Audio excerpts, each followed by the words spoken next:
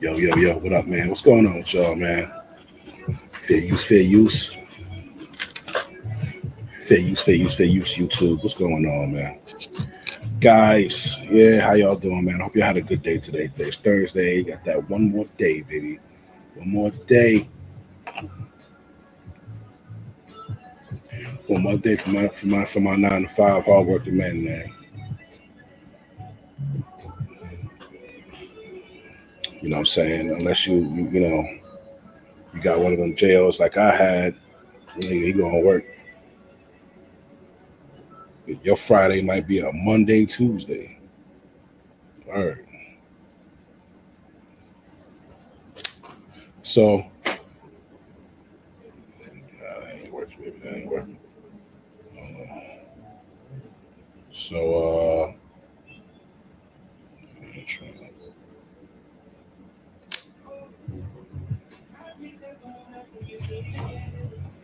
mm, these niggas, man, they don't really be making these fucking cigars right now. All right. Oh,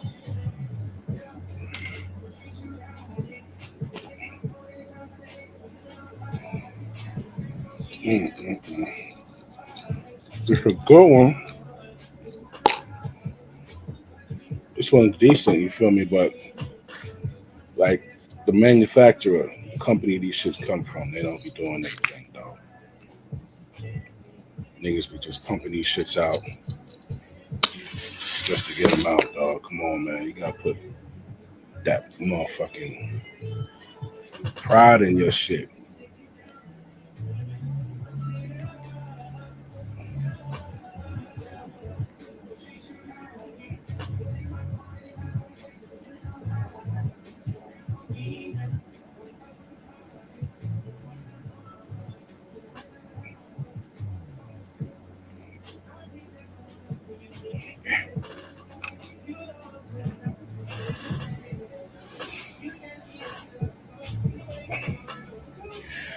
All right, man. Why we here today?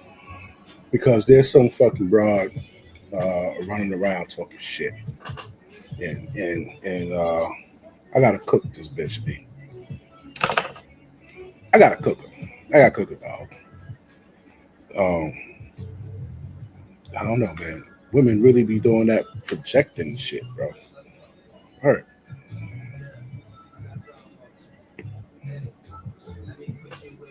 So as a entry into that, I found this clip from KS, and I want to show it to you real quick.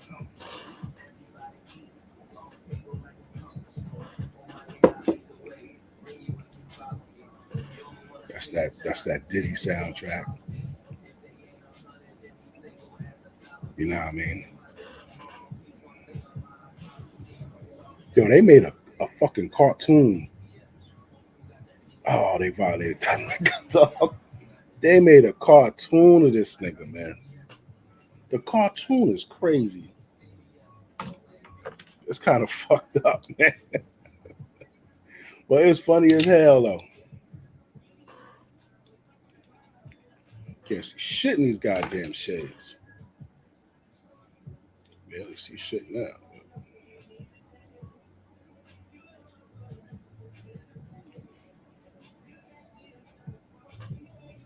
Fuck, bro.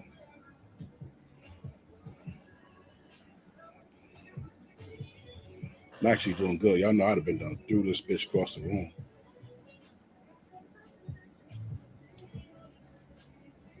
I will soon, because it's pissing me off. It's too tight, man. Like, goddamn, man. Y'all niggas ease up on rolling this bitch, dog. I don't want to cut the fucking head off. I hate a cigar that you only supposed to cut like a dime thickness off of that bitch. But these niggas be rolling it so tight, you got to go past that.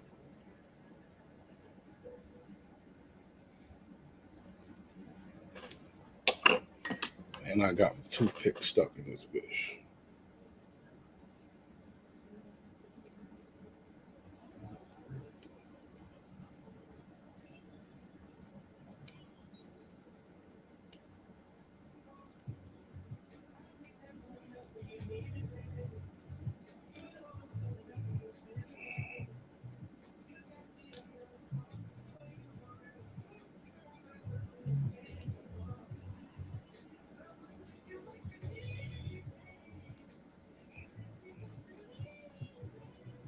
Man, just how much was stuck in a goddamn cigar.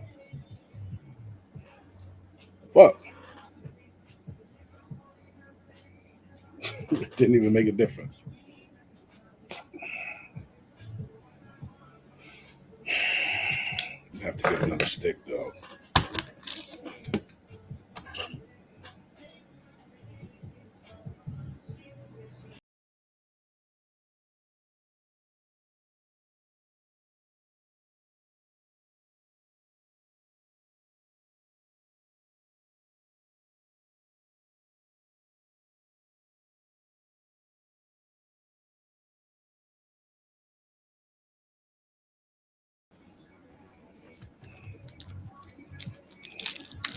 Piss me off. Yo, Sancho Panza, fuck your cigars, dog.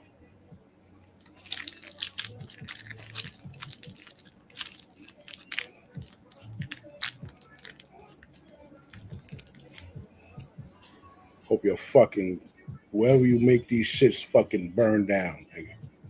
You make a horrible fucking cigar. You should be ashamed of yourself.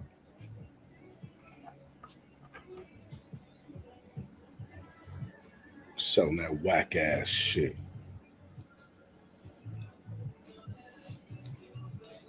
God damn, man.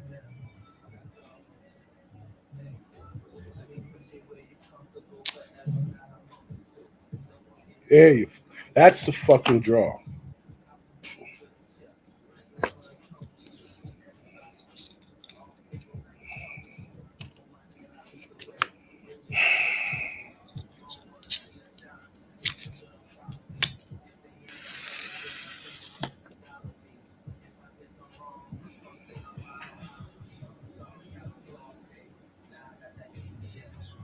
Mm.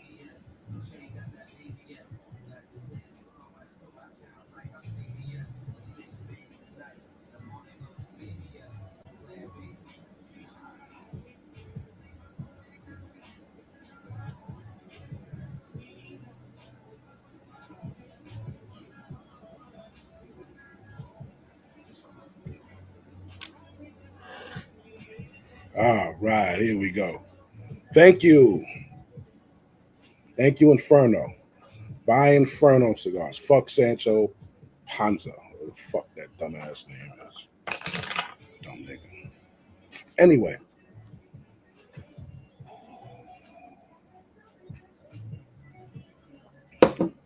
good coffee. So, here's this bitch here. Before we get into her video, I wanna lead it off with some words from KS because he actually says exactly uh, how I feel about the shit. Okay.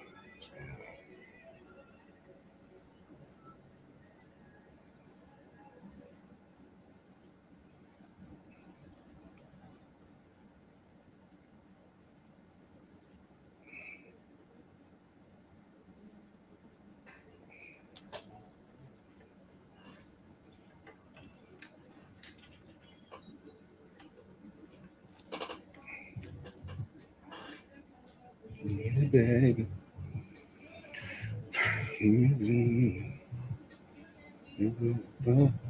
To get there, you keep acting like I'm talking about I want women to be airheads and dumb. I don't want them to be unattractive and overweight. How about we just get right down to it? That's your problem. Okay. It's not your career. It's not all this other kind of stuff you keep trying to wedge me into. It's the fact that you allowed yourself to get to be the size of almost 3 adults. Big bitch, big body bitch. And I'm an asshole for saying that. No, you're not, champ.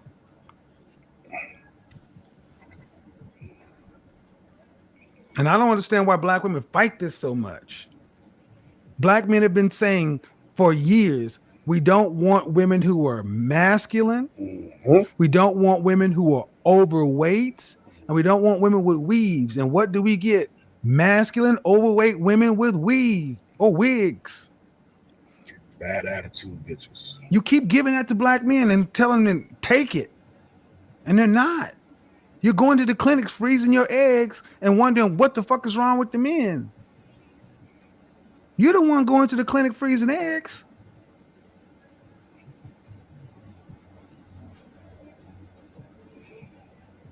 But I'm an asshole for saying that. I didn't say that. No, but that's the way it gets portrayed. So when a woman like you, when I say it doesn't matter how nice I say it, because I tried 11 million nice ways to say it, and you kept arguing and kept pushing and you still don't seem to understand the fact that men are visual, and men don't find women that are overweight or attractive, especially not successful men. No man really finds it. The only men that deal with women like that are men who have no options. No options. I'll take the fat bitch with the fupas. Okay. So do you know that, or do you accept that to be true? I'm saying okay, just Okay, so that I understand what. So black women, you oftentimes talk about how skinny white girls are. Oh, they too skinny. They too skinny. I ain't being like, why are so many white women thin? Give them a key point. I can't answer that because I've never had that kind of conversation. Why do you think white women are in the gyms running? I mean, you know what I'm talking about, ma'am. I know what you're talking about, I guess, from a perspective of I have heard white women obsess over their weight. Why? Because why? Societal pressure. Not societal pressure. Use the words, ma'am. Overweight. It's not societal pressure. Use the words. It's the men. Okay, yeah. See, black women can't even tell the truth, man. You can't even tell the truth, man. Tell the fucking truth. This is getting to be sad. It's not societal pressure. White women want white men, and white men run the world. And these women are running to be competitive to get a man. That's the point I wanted to drive home, right? Black women can't tell the motherfucking truth for shit, though. Every time you turn on this motherfucking app, you got a chick on there talking some bullshit, dog. Changing the narrative, changing the words, changing the meaning, changing the definition of some shit that was there for fucking centuries. They make up their own definitions about shit, right? There was a conversation between the Gary Owens cat and Shannon Sharpe, right? Shannon Sharpe said something to the effect of, somebody doesn't, they want to get that check. So, so they're not going to say nothing. And he said, just like you don't defend black women either. Right? So when he said that, Shannon Sharpe laughed. Right? Now, was he laughing because he said you don't protect black women? Or was he laughing because he said you want the check? That's why you don't say nothing to protect black women. Right? Well, the broad we about to hear. As a matter of fact, hold on. I'm going to play the Shannon Sharpe shit first.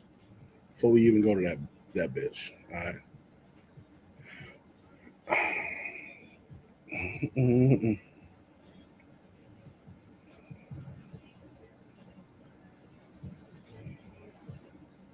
They irritate the dog shit off my boot. Corporate deals. Kevin's got to be careful, and I'm corporate deals. Kevin's got to be careful. Sure, there's some things he wants to say, right? But he ain't trying to mess up that check. Just like you don't defend black women. You know what I mean? There's a lot. I'm sure like Wrangler's about to call you. John Deere.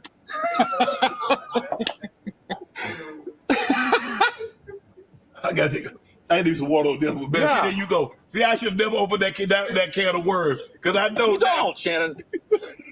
Okay, so Boss is on his ass about that. But like I told y'all, context matters. But these are the responses to that. This lady says, Gary told Shannon Sharpe, you don't defend black women, and that man just laughed it off. Shannon Sharpe laughed. You know, it's so funny that they showed that ugly bitch. Because that ugly bitch was saying that, black men, mental health. I don't want to be sitting there listening to you and how to fix your life and all that shit. Go and get help. Oh, your fucking dick don't work and all that. And the bitch looked like the goddamn one of the players from the Monstars and shit, man. But women say shit about men all the time, and these bitches don't stand up and say nothing, dog. They don't stand up and say nothing, right? They don't protect black men. They actually fucking lead the charge for the murder of black men. I showed y'all the video on that shit. Bitches saying, oh yeah, you know, they need to be exterminated. Oh, the KKK tried to warn us. People think they were bad, but they weren't. Like, man, that's the shit that these broads say. Now you heard in context what he said, right? You heard exactly what he said. All right. Laugh like a motherfucker when Gary Owens said, Shannon, you don't support black women, and y'all niggas support the hell out of him. That is crazy to me. Y'all love them Oreo cookies. Shannon Sharpe, a white man sat on them Oreo cookies. Shannon Sharpe, don't protect black women, and your response was laughter. The fact that Shannon Sharpe will laugh at it is disturbing, sad, and pathetic, but Gary didn't protect his black wife either by being out cheating on her, so he didn't protect his black wife either by going out cheating on her. But you got black bitches in there talking about, oh yeah, y'all don't, and like I don't understand how you niggas are so stupid, dog. Like, the gloves are off. The kindness is off, man. Like, well, I was never kind to you bitches, but I'm about to get real nasty with you hoes, right? So this one particular sit that conversation out, and this is why they will choose the bear every time. We say people got abortions, and Monique took off her glasses. What? I go, it was a joke. Right. I was making fun of you, which we're allowed to do. You know, we can't take everything so serious and literal. I ain't got nothing against it. Right. Nothing against it. But you are allowed to be just like Amanda Seals comes on here, self-diagnosed herself with autism. So of course I'm gonna bring it up. That's what we do. I didn't call her out her name. Right. Nothing. I didn't say she was wrong. But you know I'm gonna get it. Yeah. Because I ain't protecting my black queen. You said what you said, and because I didn't push back. Yeah. Now you done look me into some stuff. Yeah. I ain't got nothing to do with That's all I wanted out of this interview. He already knew it was coming. That's the only thing I wanted was for you to get to step down from the black women. That was my goal. You didn't have to defend your queen. Yeah, exactly. Brother. You know that's coming. So as you can see, it became a casual joke within the conversation to call back to the Amanda Seals conversation where that was going to be the thing, the protect black women thing. It was going to be the thing. So Gary kept calling back to it to be funny. And it's so ironic that they took the bait. Like that makes you look even. They always taking the bait. They actually took the bait for the satire shit of the drizzle movement. Like, bitches is dumb. The fucking it's like it should make you not even want to talk to them, man. I don't even want to talk to you, dog. I don't want to talk. Yo, I'm waiting for the day I see one of you getting ping-ponged, so I could just look at you.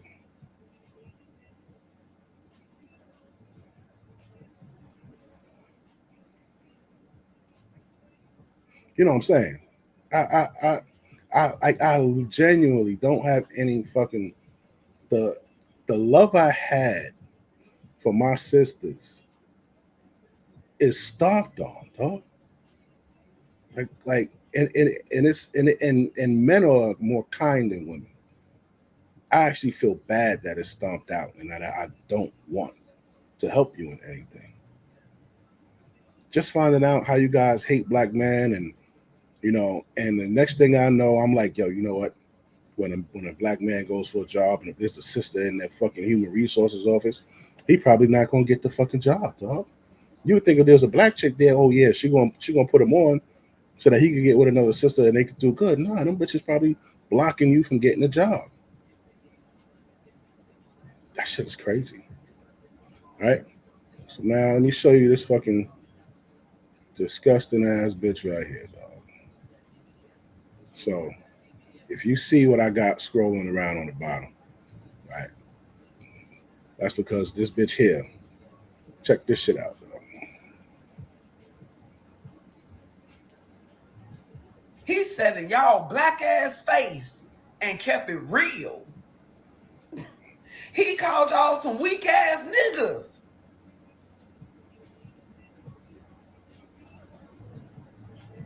We just played the shit. The nigga ain't said shit about y'all some weak ass niggas. He said some shit about a check. That's why Kevin Hart don't want to say nothing because he want to keep that check coming in. He said Shannon Sharpe, that's why you don't defend black women, because you wanted to keep that check coming in too, man. Then he laughed. And what he was referencing was when Monique was going through her shit with fucking Netflix or some shit or whatever, and like nobody backed her. Her brothers didn't back her or whatever because they wanted to keep that check. Steve Harvey wanted to keep the check. Kevin Hart, Cedric, all of these wanted to keep the check, right? So now this bitch is like, yeah, he said y'all niggas is weak. What? Keep going. Last year I put a video up saying that black men are the weakest link. And y'all was under that post in an uproar.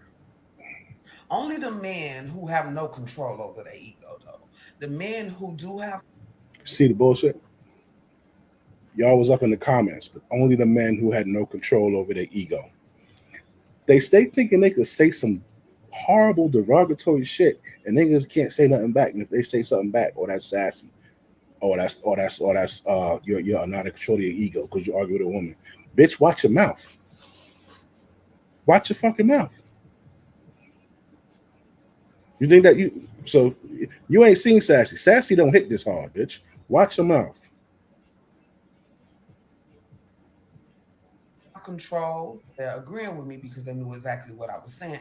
So the niggas who didn't comment, they're agreeing. Like, come on, these bitches set it up where you can't win with them. So don't even fucking talk to these bitches. Better yet, just leave, ho. Just leave. And I was not lying. You guys are. When you are compared to the other men of the world, you are the weakest link. Now let's tap into Shannon Sharpe. Sitting there allowing a white man to tell him, I'm not even... Yeah, you notice she ain't even played the clip, right? Mad at your boy. Because guess what? He didn't lie. She ain't mad at him. Even though he's the one who cheated on a black woman and all that shit. She ain't mad at him. Do you see how twisted these bitches' brain is, man? And that's why y'all shouldn't have been mad at me when I said it. White man did not lie. You're not going to scream out defend black women because you're scared of getting that bag taken. And Shannon Sharpe laughed so motherfucking hard. I thought we both was at the Eddie Murphy Raw in person stand up. That's how hard he laughed. And you telling me black men ain't the weakest link? Yes, let's bring it back. Let's bring it back. Do you think could have said that in front of a Jew and got a ha-ha out of it? Huh? Do you think he could have said that in front of a Chinese man and got a motherfucking ha out of it? Do you think he could have said that in front of a black man who actually defend black women? He couldn't have. He couldn't have. You can only get away with some shit like that when you say that in front of a weak ass nigga. I'm taking man off. It's gonna call you what you are because you sometimes you just not, you haven't made it to the man status. A lot of y'all just niggas. A weak ass nigga or a nigga who just don't give a fuck about you because y'all some nasty ass bitches. Could be that too. Most definitely could be that, especially today. Nigga be like, man, fuck them bitches, man. I ain't fucking defending them. What I'm defending them for? They ain't defending me. Them bitches ain't defending my brothers. Them bitches are taking my brothers down to fucking court and all this shit every year, taking them back for more money, lying on them, putting false paternity on them and shit. Like, get the fuck out of here, man. What are you talking about? Defend them for what?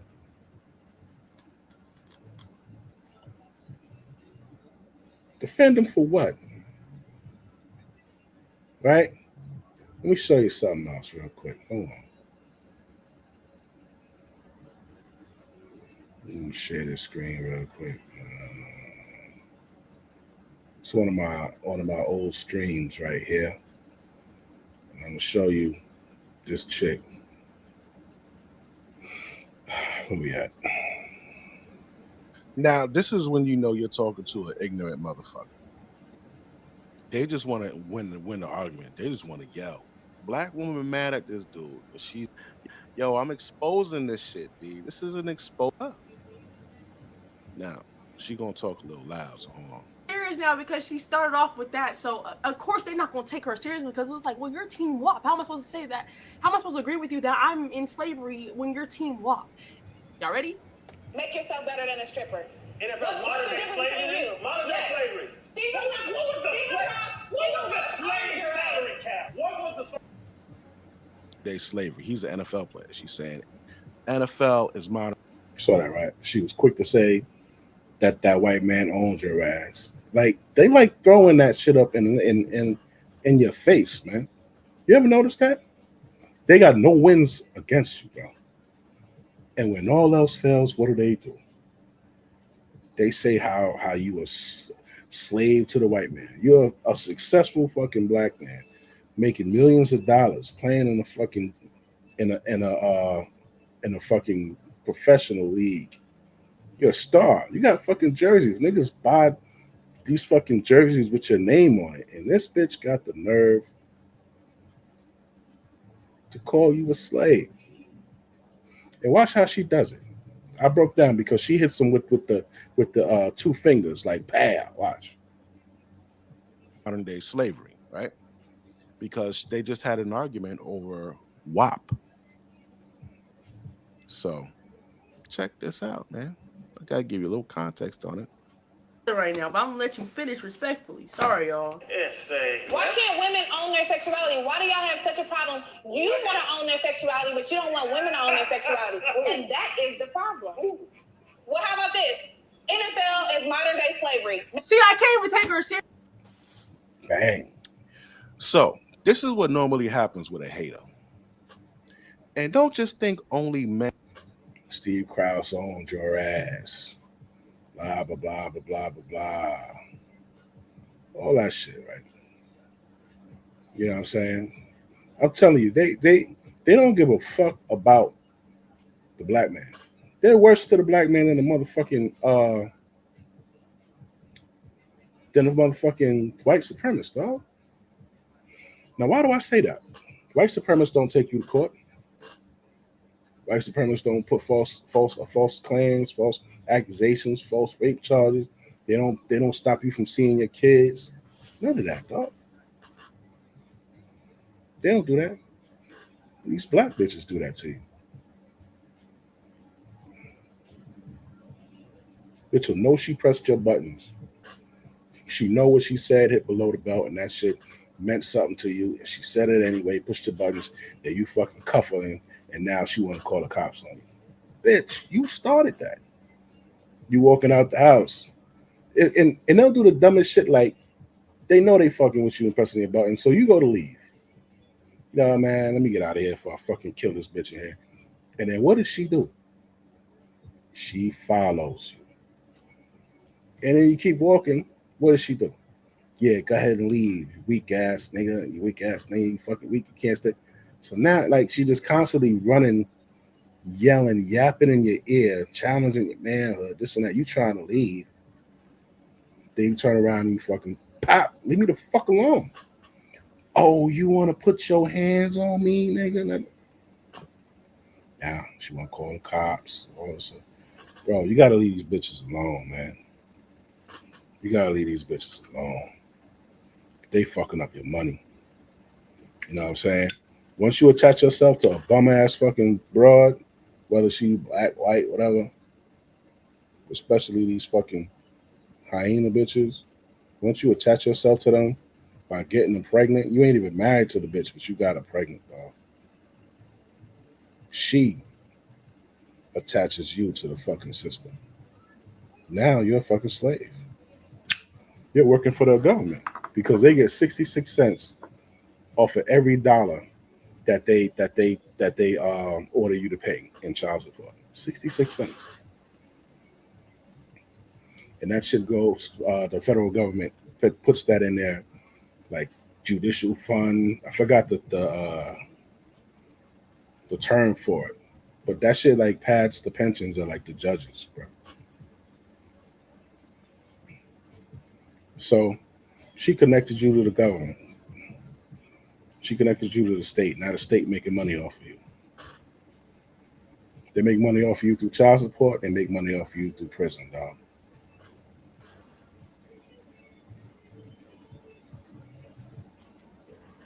They're fucking trapped. And that's because niggas be putting all of this queen. Man, hey, what's up? Yo, I told my ex-wife, I ain't calling no motherfucking queen. And she got really offended by that. I said, why would I call you a motherfucking? You ain't a queen. You're not above me. And she's like, no. But it's like you're saying that you really like at my. I'm like, nah, nigga, that's a queen. You changing the motherfucking word. No. And they want to call niggas narcissistic, but they want you to call them queens and Seymour's Gold and all of this other bullshit, and then talk shit to you. What the fuck is this? I had to find out why the hell we even get down on one knee to propose to these bitches. I always tell you, back in the 1700s, they was fucking whores. So why the fuck we getting down on one knee proposing to these motherfuckers?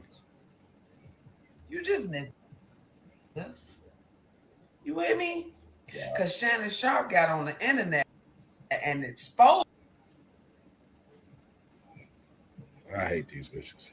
Made it to the man side. A lot of y'all just niggas. You just niggas. Serious? You with me? Because Shannon Sharpe got on the internet and exposed how y'all really are. I laugh at the face of, yeah, this is what you do. Whenever it comes to a black woman, it's a light conversation. It's a ha ha ha ha ha. Shit be funny. Yeah, and y'all don't think y'all weak because of that. I don't understand. What's the definition of the weakness? Somebody come explain that to me. And while y'all explaining, please make y'all way to Shannon Sharpe's YouTube page. So this bitch, you're actually putting every fucking black man on the level of a nigga that walk around with a purse and tights on. You can't do that, you dumb motherfucker. Reason being, if you could do that, we could do that with you. We could degrade you down to Sukihana, sexy rag. We could degrade you down to the motherfucking prostitute down there in East New York. We could look at you as the worst motherfucker. Yeah. If you could take one person and label them all men underneath that one motherfucker, you decide to take the worst nigga, one of the worst, right? You couldn't take one of the best. You go automatically to one of the worst. And that's probably why your ass is alone now. And I'm gonna tell you, you're making it dangerous for yourself. All you divesting bitches, all you bitches that just hate black men, bitches like you know what I'm saying? You making it dangerous for all the other chicks out here because niggas is gonna start popping on y'all. Yeah. And the fellas that's like between in the 30s and the 40s, they ain't gonna do that shit. You know who gonna do it? The niggas that you sorry bitches have been raising. You've been shitty to them since they've been a motherfucking kid. And now every time they open up their phone, they see one of you bitches talking shit about them. Niggas gonna start fucking taking you bitches out. And it's always gonna be the wrong bitch. So I advise Men, if you have a woman that loves you, not if you love them, nigga. She gotta love you. If she don't love you, why the fuck you care about it? If she loves you, put some kind of ring on her ass for protection. Cause these bitches walking around without no rings and they got these little shitty attitudes. Once that seed is planted, it's on. It's on.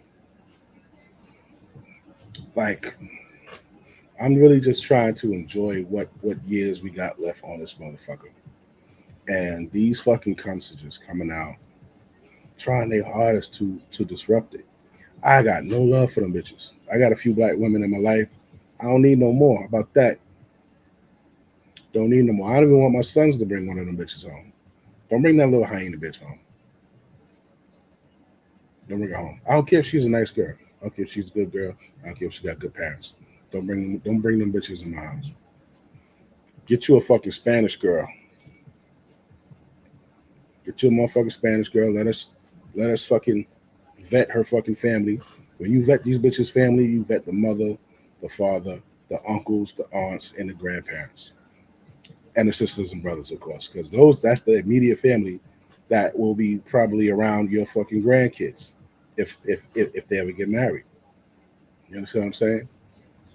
If they gang banging, if they fucking in and out of jail, if they got fucking mental health issues, nah, dude.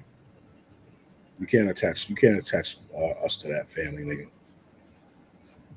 Marriage or the domestic partnership, that's just supposed to bring families together and make them stronger.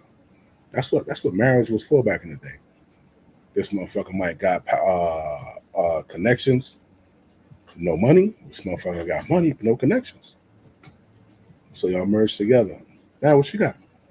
You got a powerful family. They got money and connections. But these motherfuckers just get married just because the bitch gave them some good head. Like, I don't know what the hell's wrong with you niggas. Like, stop marrying these fucking bitches. These bros are, like I said, when I say I don't know how the fuck we go from these bitches just being straight prostitutes to niggas spending 3 months' salary on a fucking ring for these cunts. Who is this idiot? One of them basketball niggas. This nigga bugged out and spent $400,000 on a ring for a bitch. And the bitch tried to keep it.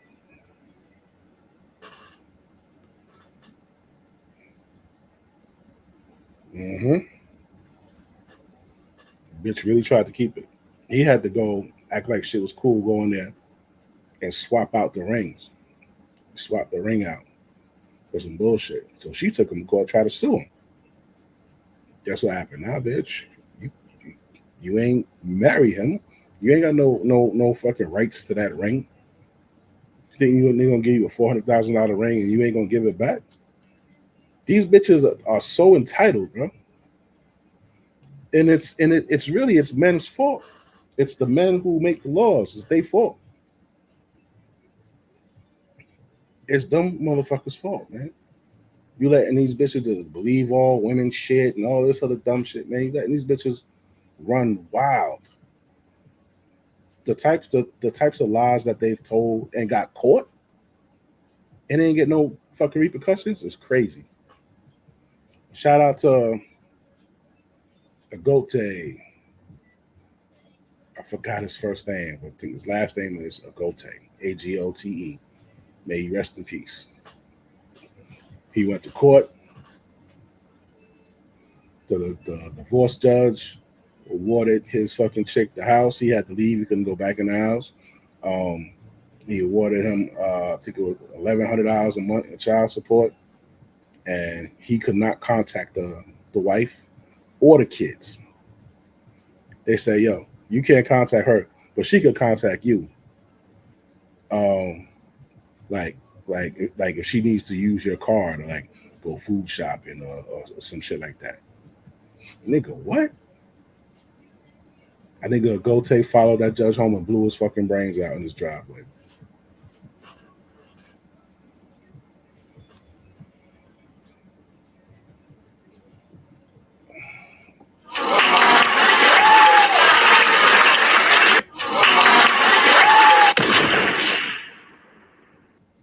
shout out to him for that. Fuck that nigga. You niggas need to learn to stop doing this shit to men. Anyway, I'm gonna show you what kind of bitches these bitches are, dog. Look at what I found. Y'all know I'll be finding some exclusive shit. I'll be on my research shit, dog. Right?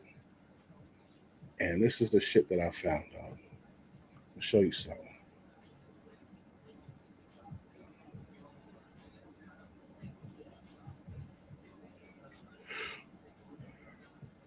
All right, this is a lady. She wrote a book, dog, called Female Sexual Abuse, right? Listen to what she says. Purple Heart war hero warns about imminent deadly attack on America. 90% of Americans could die through starvation and societal collapse. U.S. Congressional Advisory Board on Homeland Security. What does war look like from a soldier's point of view? Tens of millions of YouTube viewers now know, thanks to a video taken in Afghanistan that has gone viral. That's right. Barry Peterson spoke with a man who shot the helmet cam video and got shot himself in the process. A soldier in Afghanistan, his helmet cam catching the moment he went under fire. This is action, the real kind. Anonymous at the time, the soldier crying out over and over to his platoon, "I'm hit." He intentionally took on fire to try to draw the fire away from his mates. And now we know who he is. Ted Daniels, that's his name. Teddy Daniels. The man, Teddy Daniels. I'm Teddy Daniels, the man who got shot in that video. All right, look at this shit. Female pedophiles. There's a great deal of controversy about this. In fact, when I brought up the issue that women could sexually abuse children, I was vilified. I was cast out of the sisterhood. I was no longer a good feminist. You hear this shit? Because sexual abuse had to be under the guise of male power. And if I had a significant number of women who were sexually abusing children and I knew about these women, then that messed up the male power thing. And surely if women were going to abuse children, then they had to be doing it under the thumb of a man. A man had to be telling them to do it. So there are female abusers. They haven't been recognized. They've been able to disguise their abuse, I think, more cleverly than men have. And society doesn't want to believe that there are female abusers. It's easier to think it's a nasty man. How is this, dog? How is this? So there's like a plot against men, man. These bitches are fucking heinous ass devil motherfuckers. I told you these bitches wasn't shit. They were fucking whores back in the day. And they would rather sell pussy than fucking do domestic work or fucking manual labor jobs. No? That's literally what they preferred. They thought it was easier to fuck the sailors coming off the ship, coming back from fighting the wars and shit. It was easier. Like they would go like to the little downtown square, whatever fucking village or whatever the fuck it was, and bitches was dressed up. They just hang out there, sell ass. Yeah, they're not morally fucking. They don't have morals, B. That shit is a social construct. They don't have morals. If they had morals, all of the rights and everything that they had today, who fought for that shit? In every fucking war, who fought? Who died? Even in the fucking Black Panthers. Even back in slavery. You know how many fucking black women got hung? They had that. I got that shit down here too. I gotta find it. I might be able to pull it up. In slavery, it was like over 5,000 men. Hold on. And it was like 200 fucking women, dog. Hold on.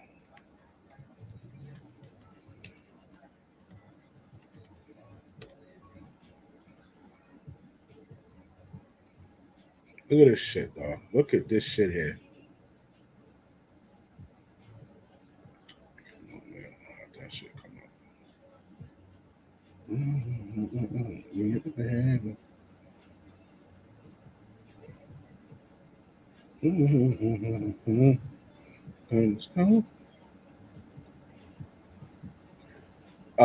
This is just one joint from Wikipedia.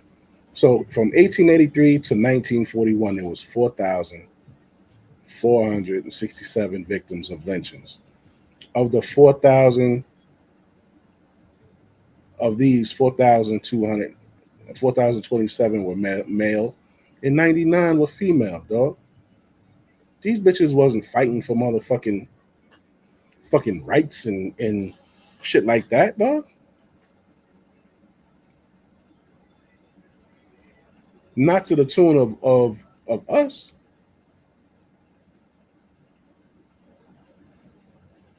Not at all. Look at this one here.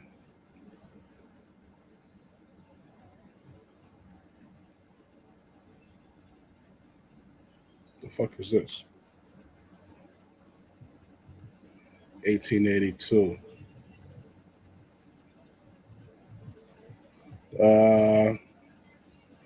Look.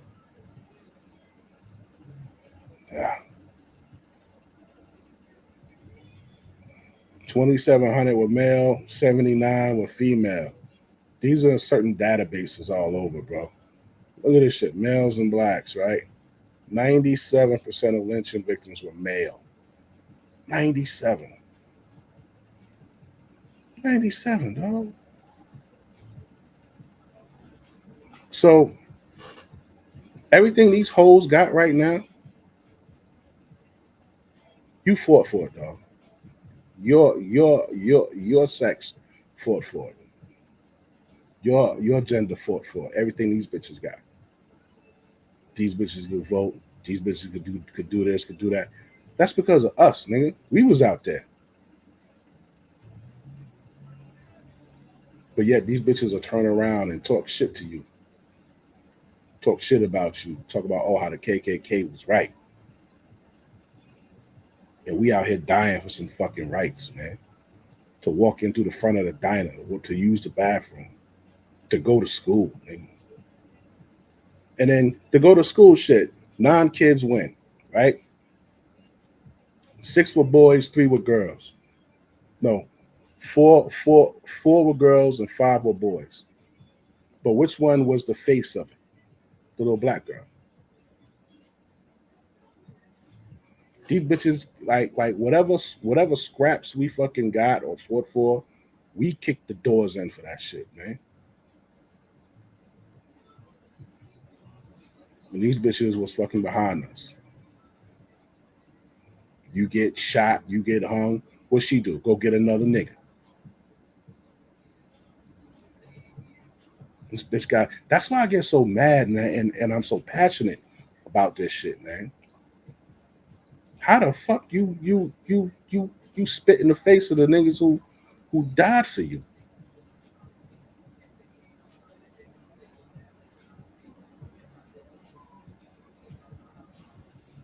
The black woman is the most unloyal bitch walking the fucking planet, bro. That's some real disgusting shit. That shit got me mad. Do women tend to only commit child abuse if there's a man involved as well? No. In over 75% of the cases, the women acted completely alone. Heard that? In over 75% of the cases, the women acted alone, right? If you recall, I showed you the other report from Breaking the Science. This was another report that was done. And when we look at the Breaking the Science, it says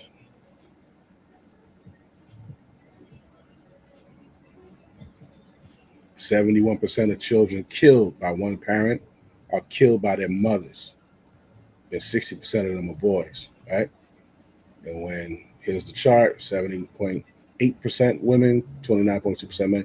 And then when you go down here to the chart, It says he asked her when there was a man involved, did that help? And she was like, nah, over 70% were done by the women. Look, women right here over this 5-year period, child abuse and neglect, 1,452,000, dog. Deaths, 1,704. Now, when they introduced other, you know what I'm saying, a stepdaddy, that shit went from 1,452,000 to 222,000. It dropped 1.2 million cases, right? And the 1,704 deaths, that dropped to fucking 565, dog. When men had the kids, it's not even close to when women alone had the kids. Here go the men, the neglect and abuse cases alone, 600,000 compared to 1.4 million, and 859 deaths compared to 1,700. And when there's a woman involved, that should go from 661,000 to 37,000. And those deaths go from 859 to fucking 77. Women are fucking vicious and fucked up. So I showed y'all that stat. And then I just found this shit the day before yesterday. This lady, she actually wrote a book on it, and they blackballed this bitch. They blackballed her because she was telling something that they didn't want to come out. They want that shit hidden, how fucked up the female is. And we over here acting like these bitches are super innocent and all that crazy shit. Man, these bitches ain't innocent. You got like a select few of women like her that'll come and tell the fucking truth.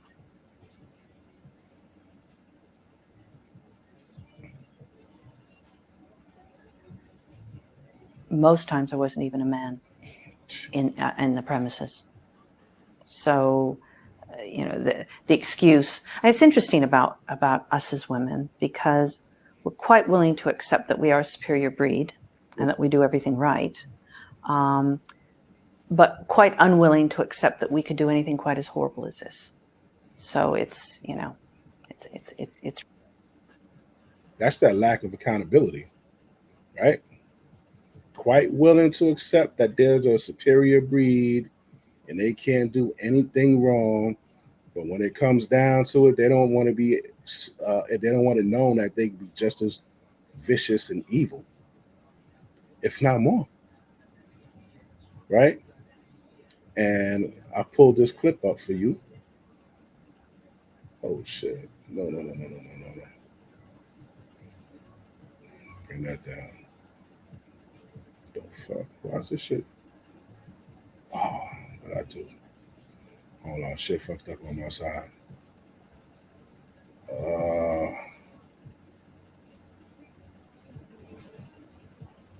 shit! Come on, man. All right. Watch this.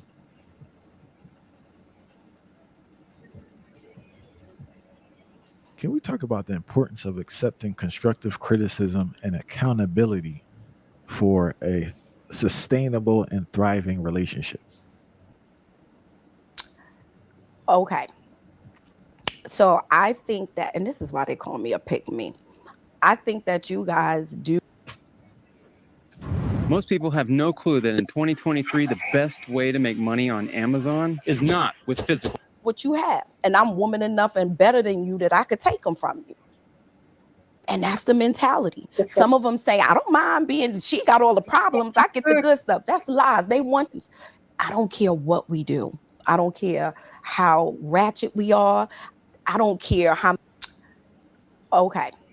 Yeah. So I think that, and this is why they call me a pick-me. I think that you guys do accept it. You have no choice because we're always telling you what you do wrong, right? Women, we have to learn to do that, right? But the reason that we don't know how to accept it is because people justify our actions. I don't care what we do. I don't care how ratchet we are. I don't care how many people we sleep around with. People will always justify our behavior for something that might have happened in the past. Her father wasn't there, so she's looking for love. This is why she's promiscuous. It's her right to walk out here and dress like a slut. Amber Rose started a slut walk just so that it can be justified to be a whore, right? So everything is justified for us. We can't handle it. Women can't handle the truth. We say we can, but we can't. If you tell me that the reason our relationship is like in an uproar or something because of something that I did, that will make me feel as a woman inadequate. That'll make me have all of these other emotions. So I'm just gonna flip it, Jedi mind trick you. Just like what that bitch with the dreads did, right? She took what the fuck homeboy said and flipped it. Right? And it's you, because if you didn't say that, but when you said it, you was like, and I'm gonna find a reason, and then if all else fail, I'm gonna cry, right? So you can leave me alone. All right. Ain't no accountability. How did you grow to deal with? See what I'm saying? I appreciate these women that come out and you feel me, tell the truth about shit, dog. I appreciate them. Because of them, we've got to see what they really think. You know what I'm saying? How they really move. You know what I mean? And to me, that shit is important. And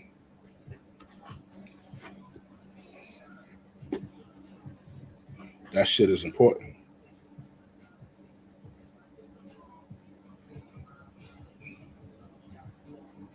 It's really not us.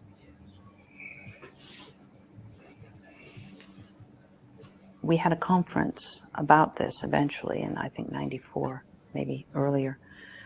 400 people applied to come to this conference. It was a huge conference. But 30 people, between 20 and 30 people came, dotted themselves in the audience and tried to disrupt it. They were yelling that, why was I paying attention to women? It wasn't women. I was taking the attention away from men. The irony was we'd given them all free places. That was a mistake. But one of the women who was going to talk about her own abuse, who was now helping others, then couldn't face the audience. So you had this uproar. You had people in the audience turning on these women who were standing up saying, sit down, we want to hear about this. And you had them shouting, and it was absolutely strange. And very sad, because it was like, don't tell me this information, even if it's true, because I don't want to hear it. And if those women who came along to our conference had had anything to do about it, nobody else would have ever talked about it. It would have just gone away. Who are these people that were disruptive? The people who were disruptive were people who were survivors of male abuse, very, very strong feminists. I've always considered myself a feminist, but boy, they've got me beat all hollow. They are feminists on the extreme, i.e., let's just do away with men and have sperm banks. It was that sort of thing. Many of them, you could not actually tell what gender they were, although I knew that they were women, because they had disguised their own gender. And they were very angry, very angry. One argument against even the idea of female pedophiles is that women don't have penises, and so can't really do anything too serious. Women tend to use objects, broom handles, bottles. One woman said that she was sexually abused by rose stems with the thorns still on, being stuck up. Women can be quite cruel using objects, but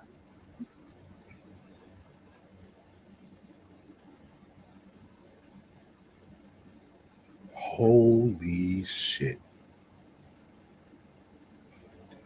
Yeah, nah, I didn't watch this whole shit. I didn't watch it. That's crazy, dog. Oh shit. they're still after their own sexual gratification. So it's kind of, you know, that it's just actually, it's just a physiological thing, the difference.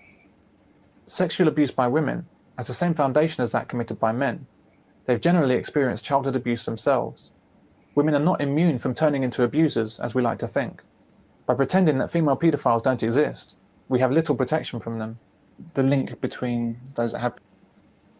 That's like when you got them friends, you know what I'm saying? You got the female friends and shit. You know, they be hanging around your wife or whatever, and they be like, and they see your sons, and they be like, oh, he's so handsome, oh, he's so cute, oh, he gonna be a heartbreaker. Oh, he's gorgeous. Like when you hear bitches talk like that about your son, imagine a dude said, oh, she bad. Oh, damn, she gonna have mad niggas when she grow up. Damn, look how she growing. She got breasts already. Damn, she gorgeous. That shit is crazy, dog. You gonna be like, yo, what the fuck you talking about my daughter like that, nigga? But nobody say nothing to these bitches. And these bitches be thinking in their head, oh yeah, he young. He probably got that horsepower. That nigga probably fuck his dick go down and get right back up. I fuck this nigga all day. Yeah, that's how they be thinking, man. Then these little fucking gay bitches, they just want to just fuck on the little girls too. Been abused and then go on to abuse. Is that the same whether the victims are male or female? It does seem to be, for the women that I know who have sexually abused children do seem to have been abused in their childhood. I talked to one of them who said, oh, I just want to have sex with kids because sex with children is beautiful. It's non-threatening. It's what happened to me when I was a child. So I think that the link of adult female abusers with abuse in their childhood is the same as a link with adult male abusers. In other words, most of them have been abused as children in some really dramatic way. I'd written several books about how it was men who sexually abused, and maybe only 5% of abusers ever would be women. And I remember a summer radio time program. You know, in the summer, they're desperate for something to talk about, and everybody's out of town anyway. So this one presenter rang me up and he said, come on and talk to me about any cases of female sexual abuse you might have. Well, at that point, I only had maybe 10 or 11 or 12. I can't remember. So I went on this program and I talked about women abusing, and it opened up a floodgate. We had tons of telephone calls into the program from adults who thought they were the only ones. And then by the time I got back to my office, we had even more. And it kind of was a snowball effect. It was like when we first started talking about sexual abuse at all, when the adults would say, I never knew it happened to anybody else. I didn't know that, you know, my dad or my uncle or somebody abused me. I didn't know anybody else did this. Same thing was happening with women. You know, it was men and women ringing, saying, I was abused by my mother, by my aunt, by a nun, by a teacher, by, you know, all kinds of different people. I was shocked. You know, I don't expect women to sexually abuse. I really, really thought it was a tiny, tiny problem.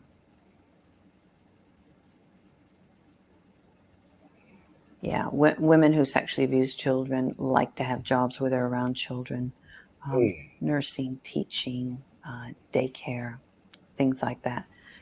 You really don't think twice. I mean, most parents don't think twice about leaving their children in care of a woman. They do now think twice about leaving their child in care of a man. Again, I think that that's wrong. But there you are. That's what's happening. So they will find jobs where they can get in contact. It's like an alcoholic in a bar. Yeah. If you can possibly, if you've got an addiction, and this is an addiction, then you will go to some place that you can actually practice your addiction. And any place around kids is a good place. I know there are plenty of women who commit paedophilia, and they get away with it because of the mother expectation, because of the image that they can use of the motherly type. So a woman can go to a schoolyard quite happily and watch the children go by, but if a man does, there's something perverted going on there, and that's how a lot of all the female pedophiles get away with it and continue to get away with it, and they will do, because then we're letting them. But if we think about women and men in that way, then we're making it easier for them to. The vast majority of the people who have contacted me have told me that it was their mother who sexually abused them. Now, I wouldn't like to say that that's what's happening necessarily with child sexual abuse everywhere by women. But the mother can disguise what she's doing, putting cream on the child, bathing the child, holding the child in bed. You know, society thinks, ooh, that's okay because it's a mommy.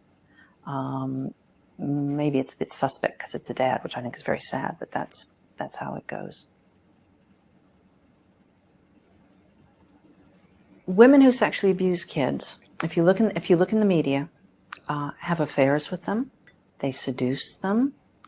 The victims, if they're boys, are always described as older than their age. They look bigger. The woman who ran off, I've forgotten her name. She ran off about 2 years ago to Florida with a 14-year-old boy. She was his teacher. I think she was 30-something. This was described as an affair. And my comment was, if that had been a 31-year-old man who'd run off with a 13 or 14-year-old girl, would we have described it as an affair? No, I don't think so. We excuse women. We don't want to believe it. And as Jermaine Greer said to me on a television program, well, if it is a woman having sex with a young teenage boy, i.e. a 13 or 14-year-old, and he gets an erection, then clearly it's his responsibility. And I'm going, excuse me? This is not logical. So it seems that the boy, if it's a boy, the boy is blamed in any event. If it's a girl, then it's kind of, ooh, you know, ooh, she must be a lesbian. It must be something like that. It must be a lesbian affair. Wow. No correlation between a boy having an erection and wanting sex, just as there's no correlation with a girl having an orgasm and having sex with an abuser. Children's bodies respond to sexual stimuli. Their minds, their development, their beings are not ready for it. What people do forget is that sexual abuse can feel good if it's not violent and nasty. I mean, you see my kids, when they were tiny, when they were like 7, 8. You know what's crazy? Fucking Oprah said that shit one day. Oprah said that shit, and it was just like, yo, that bitch is crazy. Oprah did say that shit. Let me see if I could.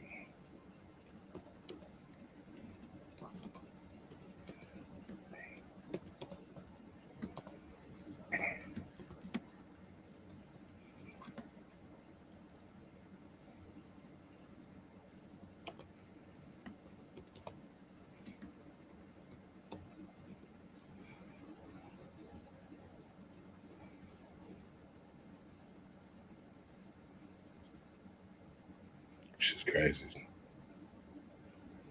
I remember she said that shit because niggas went crazy.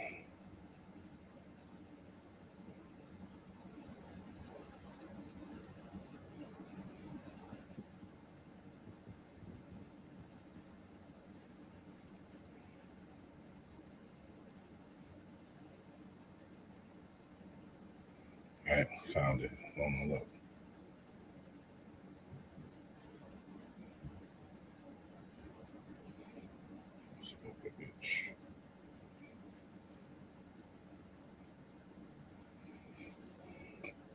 Oh shit.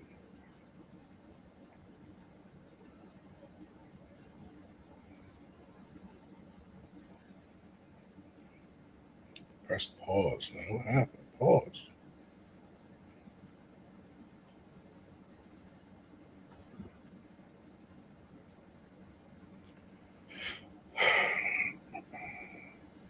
Sorry, man. I'm using what is this? StreamYard instead of Mevo, so I might be a little bit slower than normal. Let's turn the volume up. All right. So many people don't understand. A big part of the confusion and shame for child victims is that the attention and the seduction from the predator, who is probably going to be somebody you know. Right. In order for it to work, it has to be somebody you know, somebody you admire, somebody you respect, or maybe even love. And it feels good. I mean, if you're 7 years old and somebody, which I was trying to say this to my friends who had children, you're 7 years old and someone is stroking your penis, it feels good. Right. Even though you don't have a name for what that is, it feels good. Yeah. And when I first said this years ago, people were like, you're crazy, because everybody wants to believe it's like sexual assault and you're being thrown up against the wall and you're being raped. And I have said for years, if the abuser is any good, you this bitch is.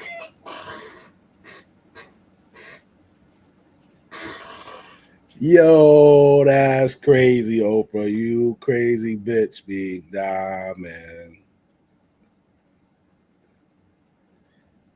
The bitch said if the abuser is any good, it'll feel good. That just sounds bananas.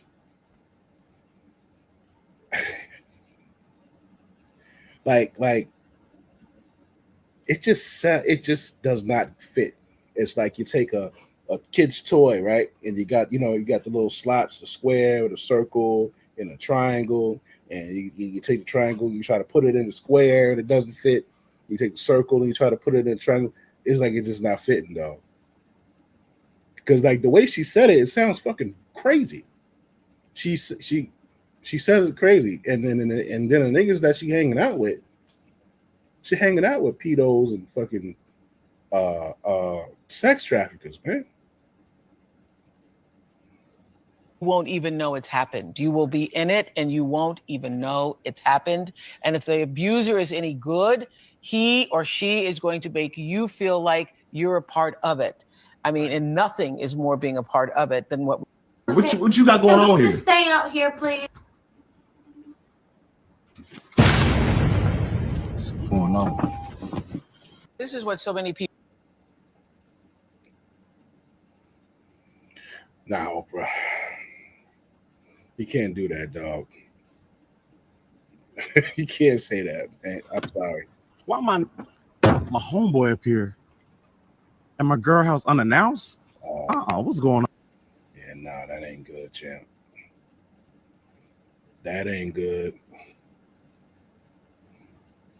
But the fact that you rolled up with your phone camera on, I don't know. I feel like it's a skit. 9 months old, you go in and you find them with their hands inside their nappies asleep at night. The same with girls. So there's a sexuality that children have. But when that is hothoused, when it's forced, when the development is at the behest of the abuser and not at the natural developmental level of the child, that's abuse.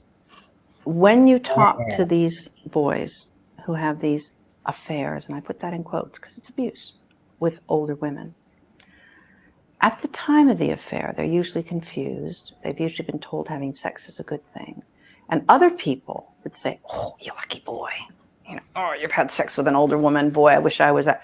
When you talk to them 10 years later, and they look back on it, one man said to me, in fact, he's in the book, I did a program with him, and he said, when you have sex at a young age and you're not supposed to, it opens you up to shit you ain't supposed to be opened up to. It takes from your childhood and it turns you into a little freak, dog. You start trying to, do what somebody did to you to somebody else. The little boy in your fucking daughter's or your granddaughter's class, and he's fucking touching on her. You know what I'm saying? Like something happened to that nigga. That's why you can't do that shit to boys. Well, you can't do that shit to no kid. But that's the effects of doing that shit to boys too. They're more sexualized. Shit, man. I got head at fucking 5 years old. Was at the babysitter. Go ahead. Shit felt good. It felt like I had to piss. You know what I'm saying? I tried to push the bitch head off. Every time I try to push her head off, it's like either she bit down or she just like pushed the head where I couldn't get her fucking head off. Yeah. After that babysitter, I went to another fucking babysitter. And this lady, it was always an old lady. She had like a younger fucking kid. Well, I think this chick might have been like fucking 17, 18. With the kid that she was babysitting me, it was like, I think it was 3 of us.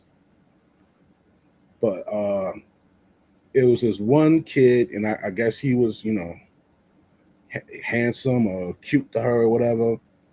And I remember she came in the room. We was sitting like in the living room or something. So she came in the living room. He was on the couch, and then she just like started tickling him.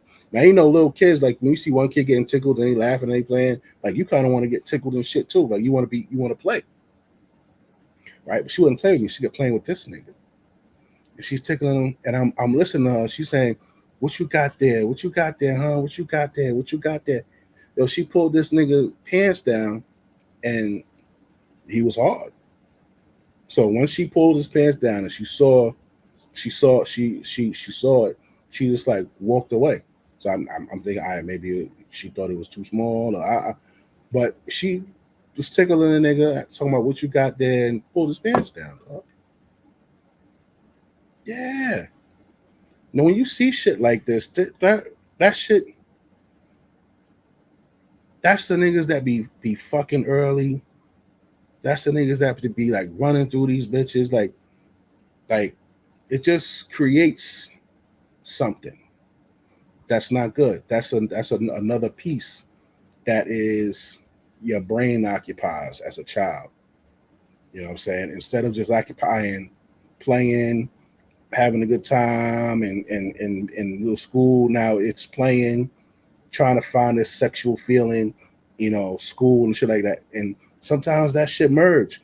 It might merge in with the playing. That sexual feeling might merge in with you playing with motherfuckers, with your little cousins or you know, whatever. Or it might merge into school. You at school and you playing with the girls, you humping the girl. I remember I was in school and this was, we were little, dog. I don't know if it was first grade or some shit. We were little, man. Like they would sit us on the floor, right? And the teacher was walking around. Yo, the girl next to me took my hand and put the shit. She was sitting in the Indian squad. She put the shit on her pussy and it humped it hard. And it gave me my hand back. So I'm looking at her like, I'm just like, what the fuck? The fuck is she doing? Yeah. I'll never forget. 12 years old. It was, yo, in the hood. I can't say thank God. But I remember 12 years old. I'm in school and 7th grade. And there was this chick named Valerie. I remember this bitch. She was bad even at 12 years old. So I got the pass to go to the bathroom. So I go to the bathroom and come out. And she coming back from the bathroom. So I was like, Valerie, right? So she see me, so she walking and shit, light skin, bad bitch. She walking and shit. Yo, she pulled her pants down. So I saw her bare ass. So she bitch is walking, right? And like it was like I think it was like a little dip out, little cutout, like a staircase to go to the staircase. So it was like a little cutout, and it was a door. It was like a corner, basically. So she goes into the fucking corner. I'm like, I just looked at her and I just kept walking to class and shit. And I always kick myself in the ass behind that, dog. I'm like, damn, man, I should have went over there and grabbed the ass or touched the pussy or something. But at that age, like I didn't really know what to do, dog. I didn't know what to do. But I always thought about that shit. I said, damn, man, Valerie showed me her ass. And I always thought, yo, she gonna be a real promiscuous bitch when she grow up. I said she gonna be a real promiscuous hot bitch when she grow up, man, because that bitch is 12 and she showing her ass to niggas in the fucking school. I'm like, she probably fucking already, guaranteed. To pull her ass down, like, you want me to see your ass? Shit is crazy, man. Damn. But like the average 12-year-old not thinking about, like, I'm just looking at these bitches like, yo, these bitches is crazy. They all horn dogs. They was probably getting touched. Because I'm in school with you. You ain't fucking in school. Well, maybe she was, but you probably damn sure doing that shit outside of school. Because how you know about that?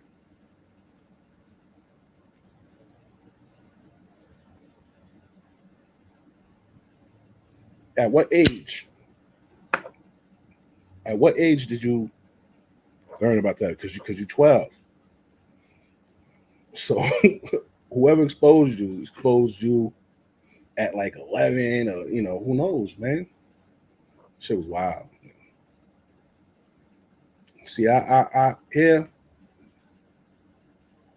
I'm 47. I'm about to be 47 next month, dog. And the community needs to fucking heal, dog. We need to talk about this shit. We need to get this shit out in the open. We need to clean up mentally what the fuck, and like unnormalize certain shit and get back right. At least get back to where we were when I first fucking started growing up, man. There was at least more morals and shit back then. You know what I'm saying? Now it's just a fucking free fall with no morals. At least back then, bitches wore baggy shirts and baggy jeans, and they just excuse me. It was just about how fucking pretty the bitch was. You know what I'm saying? And the reason why broads started taking their clothes off was because a lot of bitches wasn't pretty. So if you ain't pretty as a female, and females thrive off of attention, what you gonna do? Well, you might not be pretty, but maybe you got more titties than the other girls in the class. They ain't popping out no titties yet. Because that's how the body was back then. If a bitch was super pretty, dog, she ain't had no ass or no tits. If she was like pretty, she either had big old titties with no ass, or she was ugly, or like not ugly, but like, she wasn't pretty. You know what I'm saying? She was like average or a little bit below average, but she had a fat ass. All right. Now, like today, these bitches is trying to be the triple threat. They trying to have all of that. They trying to have the fake prettiness, the big titties, the big ass, and it's a reason why. It's a reason why they were born like that. They weren't born with all three of them shits like that. But probably because they would have made them narcissistic. Like the prettier you are, like you get like you got to have something wrong. Like you can't have a banging shape, be fucking pretty as hell, damn near gorgeous, and have a great attitude. Nah, hell no. Hell no. The fat ugly bitches was like the coolest. Because they was fat and ugly. The fat niggas was the coolest. Because they was fat. Like,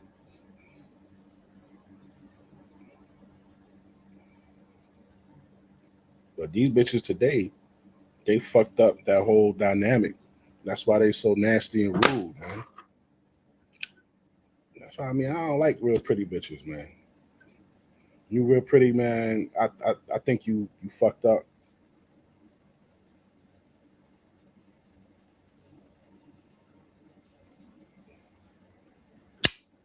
But the real pretty bitches, that's how they was built. They had the other bitches who was ugly, but she had titties. What she gonna do? She gonna show them motherfucking titties off. That's why niggas today be like, nah, but she got ass though. Because niggas is like, yeah, she ugly, but she got ass. You know what I'm saying? She ain't got no ass, but she got some big ass titties, man. I want to play with them titties. You know what I'm saying?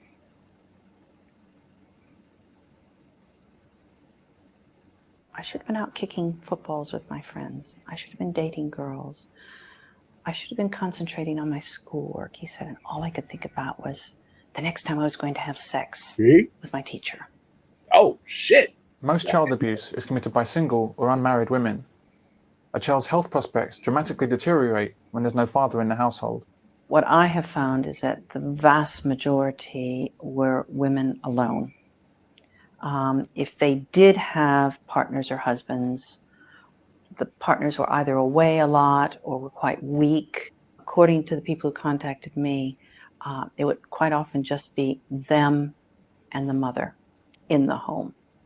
And for the little boys, when they were little boys, they were almost used as if they were the husband. And the little girls were abused as well. So. In families where there is... I want to show you something real quick. No, it's not it. Where is it? There was a book a long time ago. It was called A Boy Called It. You guys remember that fucking book? Boy Called It. My relationship with mom drastically changed from discipline to punishment that grew out of control. It became so bad at times I had no strength to crawl away. God damn. Even if it meant saving my life. As a small child, I probably had a voice that carried farther than others. I also had the unfortunate luck of getting caught at mischief, even though my brothers and I were often committing the same crime. In the beginning, I was put in the corner of our bedroom. By this time, I had become afraid of my mom, very afraid. I never asked her to let me come out. I would sit and wait for one of my brothers to come into our bedroom and have him ask if David could come out now and play. Yo, I fucking hate abusive kids, bro. Oh my God, I hate abusive kids, man. As much as I get mad at my kids for dumb shit that they do, bro, I'll be at the brink of hitting them, bro, but I don't hit them, man.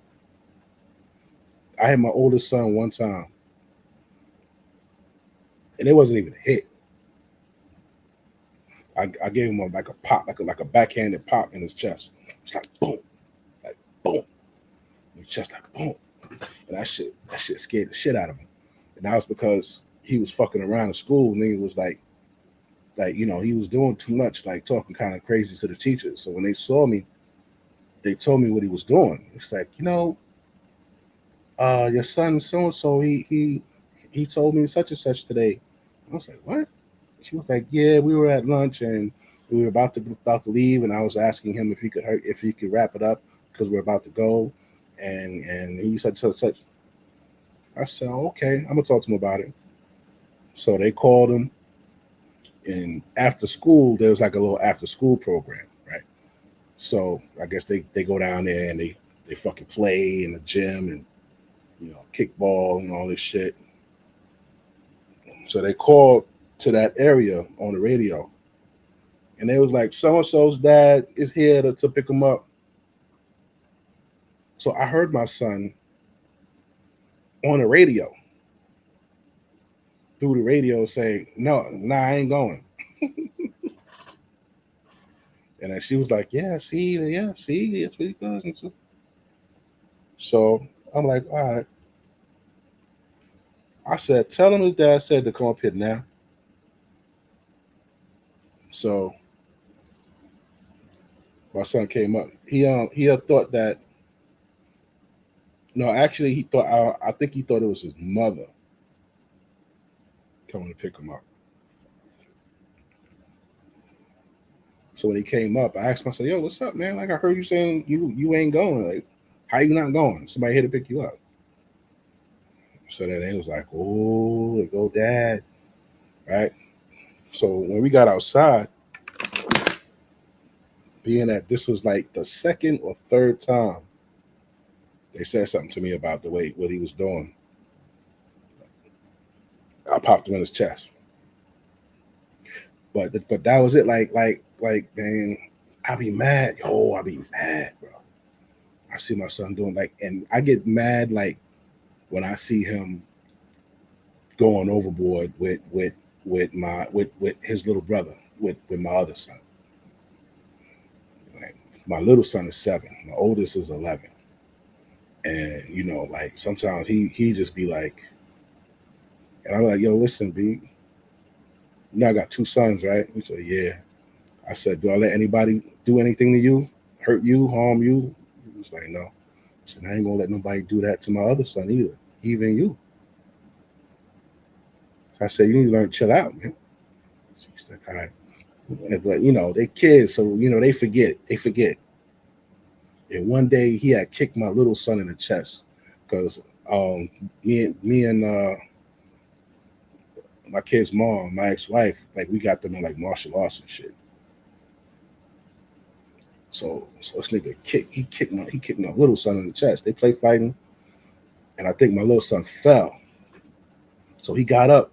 My son was like, boom, kicked this nigga in his chest, bro. And my little son like was like, like I know that shit hurt him. I was about to fucking punch. I said, yo, if you wasn't my kid, bro, I cursed this nigga out. Y'all know how I be cursing. I cursed this nigga out, though. It's like, yo, I will fuck you up. You do that shit again, man. You know, like, but I wanted to, but because I know if I hit him, you know what I'm saying? Like, if I hit him, dog, that shit is gonna be fucked up. he can't take a hit from me, man. I was just like, right when I'm about to pull the trigger, just like, you know what I'm saying? But I hate kids being abused. I hate them being scared because my dad was abusive, man. You know what I'm saying? And I remember what the fuck that, yo, that's a horrible feeling, being afraid of your fucking parent, dog. I don't know if y'all ever experienced that. You know what I'm saying? Not even like because you did something foul or because you did something incorrect and then you were getting punished just off of some, this nigga will flip at any minute type shit. And it's a horrible, I used to cry when I had to go see this nigga. Like, nah, I don't want to fucking go. I don't want to go. Nah. I remember that shit, bro. I was terrified of this nigga. This nigga was abusive. You know what I'm saying? So I still carry that with me today. I hate to see, you know what I'm saying? Like, I want my kids to respect me, you know what I'm saying? But I don't want them to grow up and have the memories of me wilding out on them. Because I still remember everything crystal clear that my dad did. Everything. Everything, bro. Every hit, slap, punt. I remember all that shit, bro. This nigga wilding out. This nigga wilding out in the street. I remember one time we were driving and we were in traffic, and I think somebody was trying to cut over. And he said the dude hit the car. I'm sitting right in the passenger seat. He ain't hit the car. This nigga hops out the car, grabs the nigga out of his car. Right? He gets out, goes over to the motherfucker's car, snatches this man out of the car, and pushes him up against the car. And, he was on a job, so this nigga pulled his badge out and all this shit. Then he went back in the car and got his gun.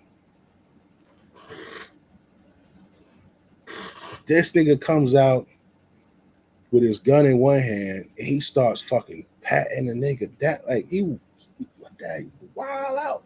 My dad used to wild out, man. This nigga was crazy, man. It was fucking crazy. Crazy. My mom left him when I was 2. She fucking running down the stairs with a broke leg, with me in her arms, trying to get away from this nigga, bro.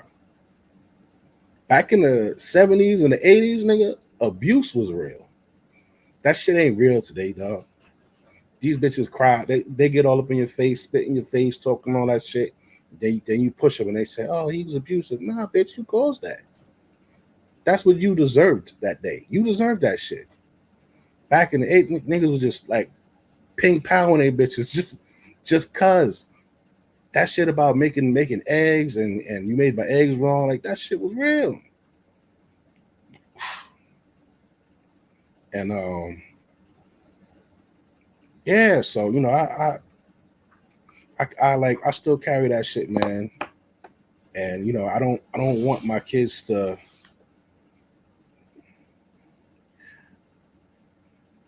I want them to respect me, but I don't want them to be afraid of me. I don't want them to fear me. Like I want them to fear me, you feel me? Because that helps them not do shit wrong. But I don't want them to fear me like, oh, yo, my dad just be wild out. I don't want to be around him. You know what I'm saying? So that shit, like when I see shit with kids, dog, that shit just fucking like. And working in a fucking jail, man. You see the worst of the worst, man. You see the worst of the worst, dog. That's all that's there. That should open your eyes up to like you just start seeing everybody different. You know what I'm saying? Like everybody could be a fucking perpetrator, man. Everybody could be a fucking molester. Everybody could be a fucking deviant. You know what I'm saying? But this book, I don't know if they banned this shit. I think they banned it because there's something on here that said banned when I was looking for it. So, you know, just to hear that this kid was like, he would send his brother to ask if David could come out now and play. Like, damn, like this thing can't even, you know, he's scared to come outside. He's scared to ask. About this time, mom's behavior began to change radically. At times, while father was away at work, she would spend the entire day lying on the couch, dressing only in her bathrobe, watching television. Mom got up only to go to the bathroom, get another drink, or heat leftover food. When she yelled at us, her voice changed from the nurturing mother to the wicked witch. Soon the sound of her mother's voice began to send tremors down my spine. Even when she barked at one of my brothers, I'd run and hide in our room, hoping she would soon return to the couch, her drink and TV show. After a while, I could determine what kind of day I was going to have by the way she dressed. I would breathe a sigh of relief when I saw mom come out of her room in a nice dress with her face made up. On these days, she always came out with a smile. When mother decided that the corner treatment was no longer effective, I graduated to the mirror treatment. In the beginning, there was a notice form of punishment. Mother would simply grab me and smash my face against the mirror, smearing my tear-streaked face on the slick reflective glass. Then she would order me to say over and over again, "I'm a bad boy, I'm a bad boy." Wow. I was then forced to stand staring in the mirror. I was standing there with my hands locked to my sides, weaving back and forth, dreading the moment when the second set of television commercials aired. I knew mother would soon be stomping down the hall to see if my face was still against the mirror and to tell me what a sickening child I was. Whenever my brother came into the room while I was at the mirror, they would look at me, shrug their shoulders, and continue to play as if I was not there. At first, I was jealous, but soon I learned that they were only trying to save their own skins. While father was at work, mother would often yell and scream while forcing my brothers and me to search the entire house for something she had lost. The quest usually started in the morning, lasted for hours. After a while, I was usually sent to search in the garage, which was under part of the house, like a basement. Even there, I trembled upon hearing mother scream at one of my brothers. The searches continued for months, and finally, I was the only one singled out to look for her things. Once I forgot what I was looking for, when I timidly asked her what it was that I was, oh man, what a fucked up day. When I timidly asked what it was that I was looking to find, mother smacked me in the face. She was lying on the couch at the time, and she didn't even stop watching her television show. Blood gushed from my nose, and I began to cry. Mother snatched the napkin from her table, tore a piece, and rammed it up. Rammed it up my nose. You know damn well what you're looking for. Now go find it. Now scurry back down. What the fuck?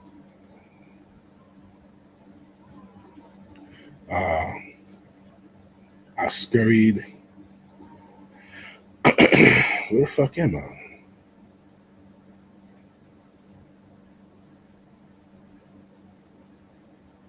The hell?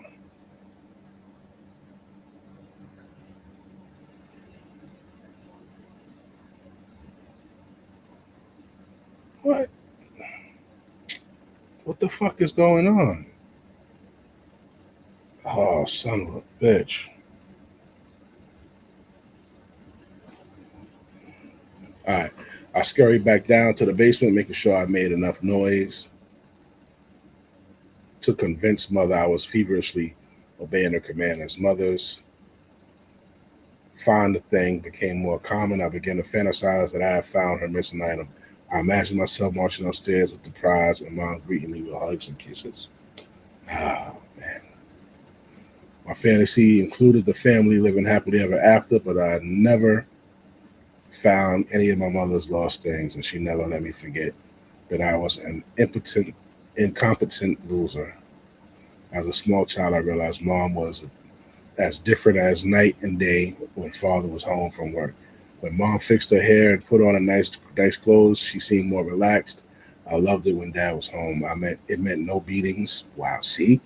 Even in the fucking the report, it said when the man is present, that 1,452,099 dropped down to fucking 222,000. So when a man is introduced, all of that violent shit stops. Right? As a small child, I realized mom was as day and night when the father came home. When mom fixed her hair, I loved it. It meant no beatings, mirror treatments, or long searches for missing things. Father became my protector. Whenever he went to the garage to work on a project, I followed him. If he sat in his favorite chair to read the newspaper, I parked myself at his feet. In the evenings, after the dinner, dishes were cleared from the table. All right, I'm not going to read all of this, guys. I'm sorry, I'm getting carried away. Yeah, wow, man. You know, so we're going to go and look at something else real quick. And I want to show you these bras, man. These bitches are something else. Here's one right here.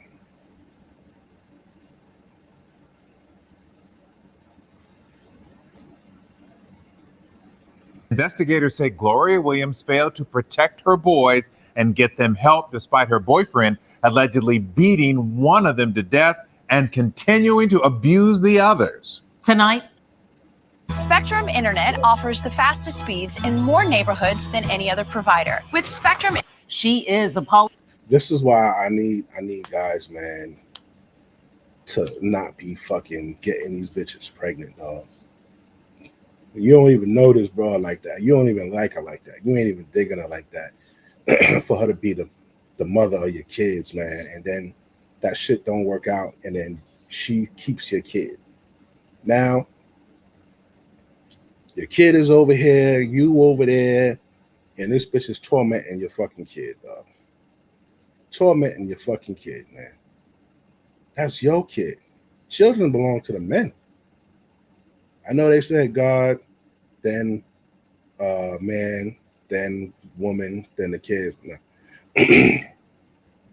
I say God, you, and then the kids, dog. Because them kids come out of your nuts. The woman is a fucking Uber, nigga. She's an Uber from the afterlife to here. She She's the fucking parachute, right? Your fucking sperm jumps out the plane. She's the parachute that guides the motherfucker to the fucking earth. Boom. That's it, man. She just the Uber, bro. Those your kids, man. They belong to you. You could make two. You can make a boy and a girl. She can only make girls because of the chromosome. I forget which one they carry. I think it's the X. We carry the X and the Y. So we make girls and boys, especially if you have a son, that's yours. Because she can't make sons. Scientific biology, that's a fact, bro. Women don't make boys. They carry them. They could make a girl. So that, it's half and half, I guess. But the boys, nigga, they all yours. That shit just. All right, let's see what this bitch said. What she do? So her man killed one of her kids, and then is beating the other ones. Apologizing. Grace White sat down with Williams at the Harris County Jail and joins us live with what she had to say. Grace? Gloria Williams told me tonight she is sorry. There are no cameras allowed here inside the Harris County Jail, so we spoke separated by glass during visitation. They are words from a 35-year-old mother charged with injury to a child by omission and tampering with evidence, a corpse. From inside the Harris County Jail, KHU 11 News asked her what happened. Williams told us, "I'm sorry, I didn't do it." Her boyfriend, 32-year-old Brian Coulter, is charged with murder for the death of Williams' 8-year-old son, Kendrick Lee. The boy's remains were found inside the family's West Harris County apartment with his 3 other brothers, all abandoned. Motherfucking divestors. You let this fucking slave master ass nigga kill your fucking kid.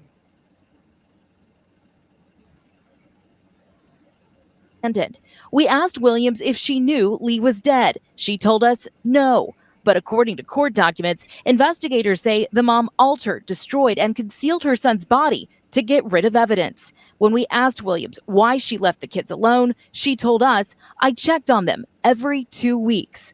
But when we questioned her further, she didn't want to elaborate or provide any more answers. I saw it on the news, but, I didn't think anything of it. Melanie Robinson is one of the paternal grandmothers. She says Williams has a total of 6 kids, ranging in age from 7 to 17. She has custody of one of them, a 13-year-old girl, who she first brought into her home at just 2 weeks old. What? This nigga out impregnating all these fucking bitches, and his kids is getting slaughtered in the worst way. Fuck kind of nigga are you, man?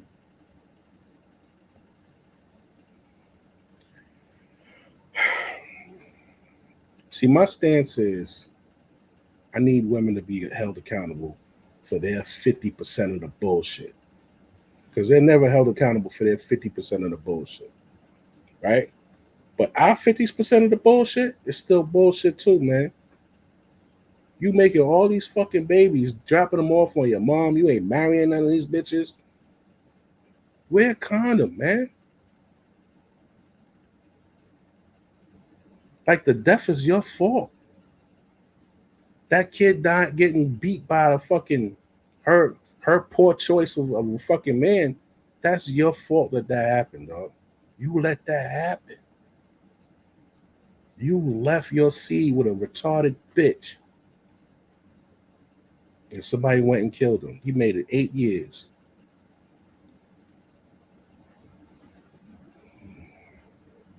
Yeah, man.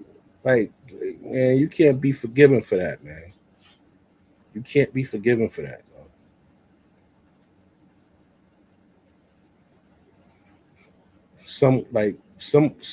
Some of our niggas need to be drug out and had a shit beat out and have them beat till they shit on themselves, dog. You gotta shit on yourself and sit there for a few days. Yeah, you gotta be tortured, man.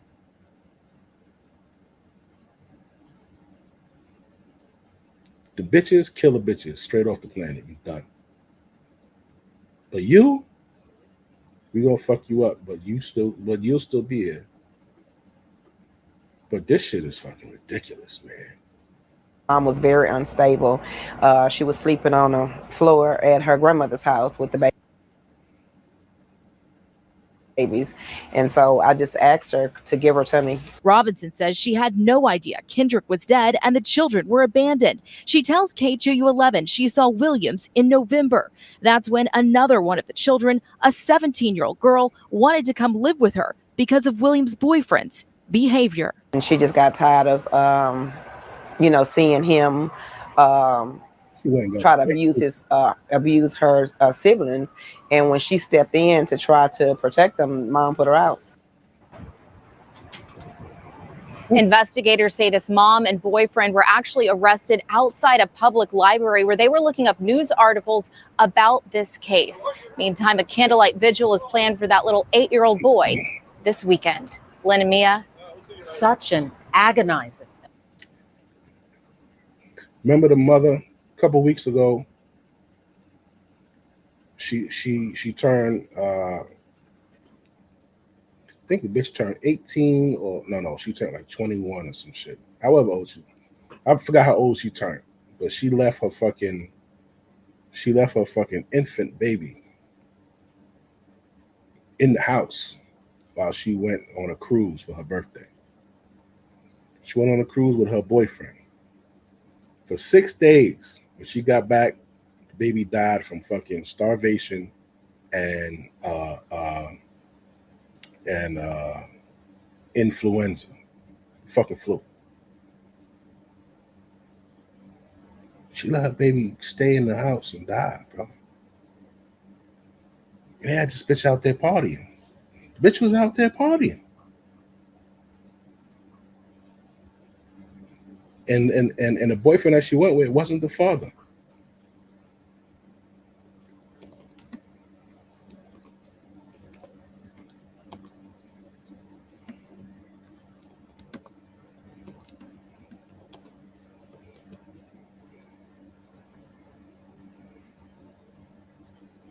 Yeah, this stupid bitch right here.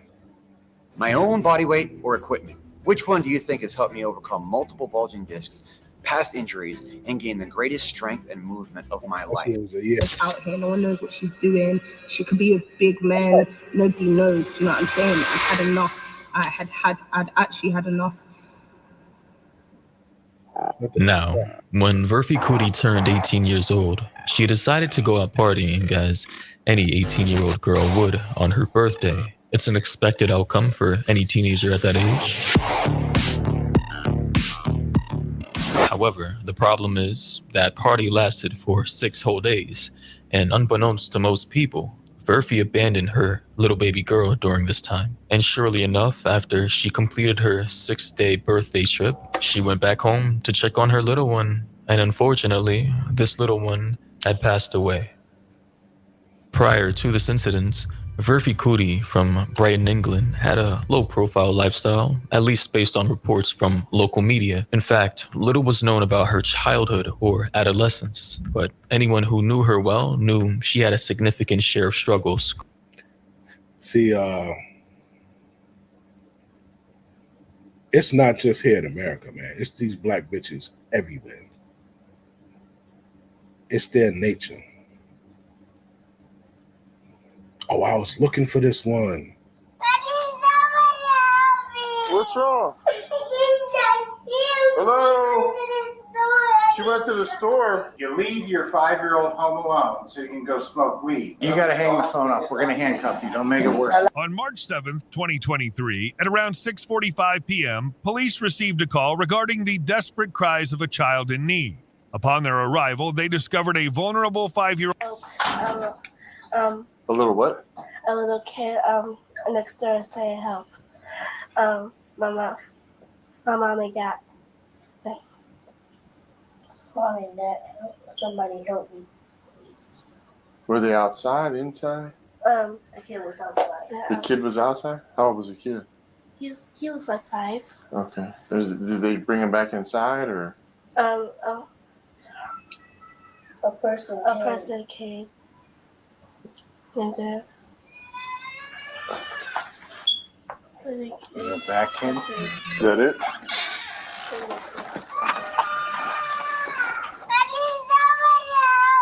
What's wrong?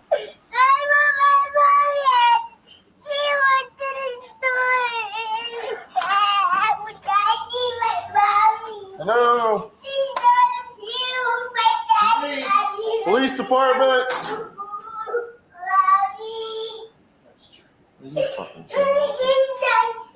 Hello? She went to the store. Police department.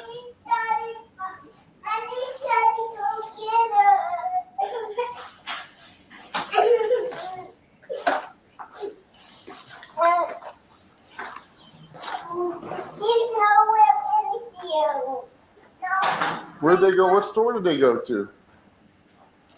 Apple Street. The what? Apple. The Apple store? It's close to our house. Yeah, it's right down the street. How long have they been gone? Keith Foster, South Jackson. Yeah, that's one. 3001 and Where's he at? Foster's your dad? Yes. Does he live with you? Yeah. Did your mom and dad both go to the store together? No, my dad's at my papa's house. Your dad's at your papa's house?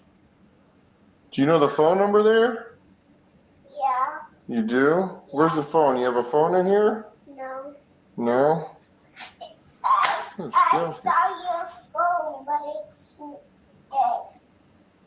Okay. So your mom left you, went to the Big Apple store? How long she been gone? You don't know? How old are you? 5. 5. What's your name? We're at Dave's Hot Chicken, and we're gonna try the Dave's cauliflower not chicken. People been breaking into our house, but People been breaking into your house. yeah, and they messing up our house.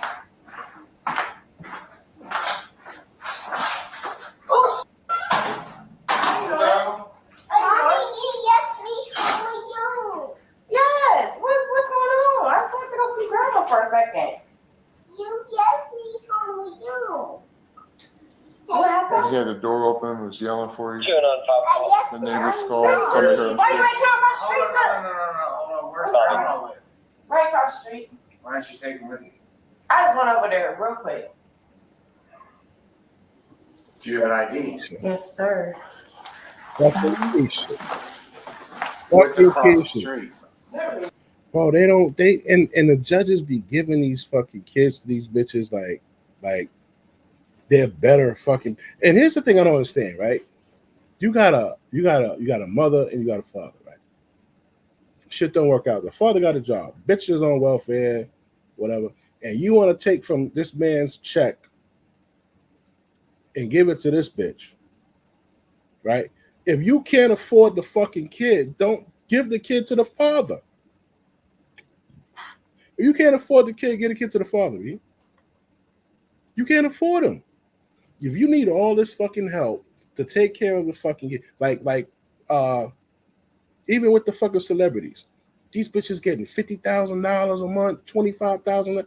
You need that much to take care of the kid?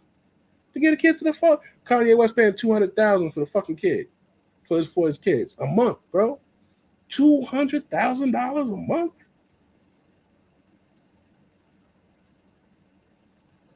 How the fuck does Kim Kardashian need $200,000 a month to take care of her kids? How is this possible? You need $200,000 a month. Nigga, you get Yeezys for free. I'm sure you can get shit from Adidas for free. That bitch don't need $200,000. Get a fucking kids to Kanye crazy ass. This fucking gotta be. This shit's insane.